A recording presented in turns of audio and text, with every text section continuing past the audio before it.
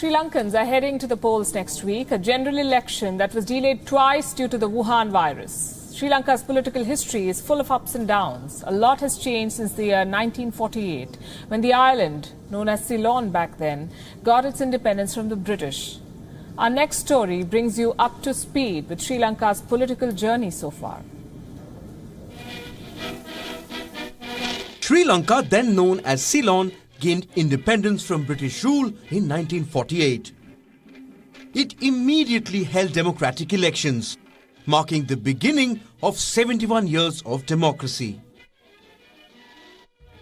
Solomon Bandaranaike, a government minister, broke away in 1951 and formed the Sri Lanka Freedom Party, winning the general election in 1956 on a majority Sinhala nationalist platform. He created a two-party state which stands to date. Bandaranaike was assassinated on September 26, 1959.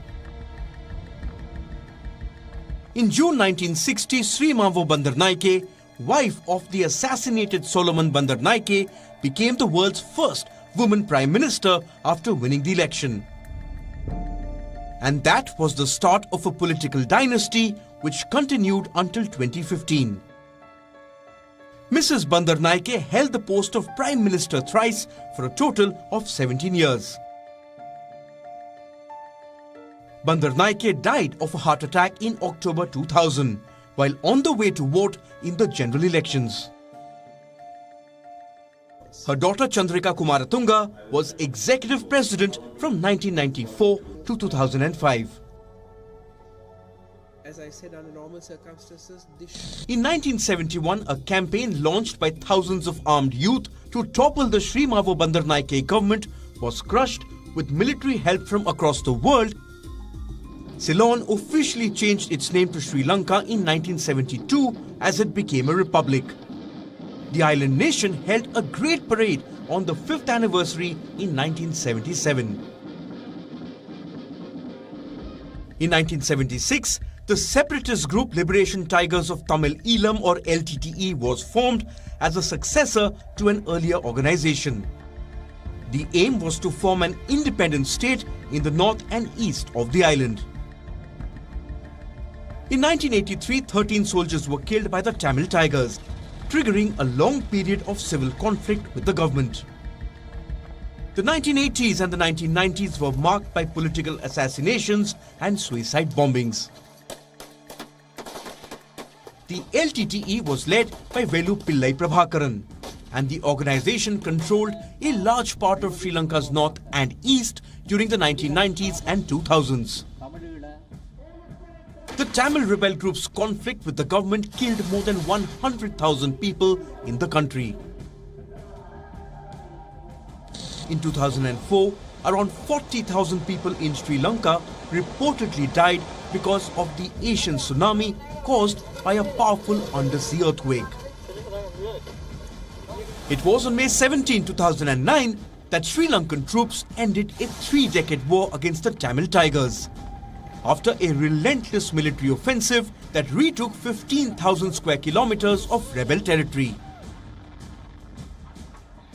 Around 10,000 fighters surrendered. The entire rebel leadership, including Prabhakaran, was killed in the final bloody battle in Mullaitivu. Sri Lankans celebrated as their president Mahinda Rajapakse announced the end of 30 years of civil war in May 2009. I'm addressing this session of Parliament at a historic time where we have ended the deadly terrorist war. The end of the war saw the Sri Lankan economy booming, with tourism leading the way. Tourist arrivals hit a record high in 2018. The government set an ambitious target of achieving 2.5 million arrivals by 2020. But destiny had different plans. An Easter Sunday attack by the Islamic State targeting 3 churches and 3 luxury hotels killed more than 250 people on the island in 2019.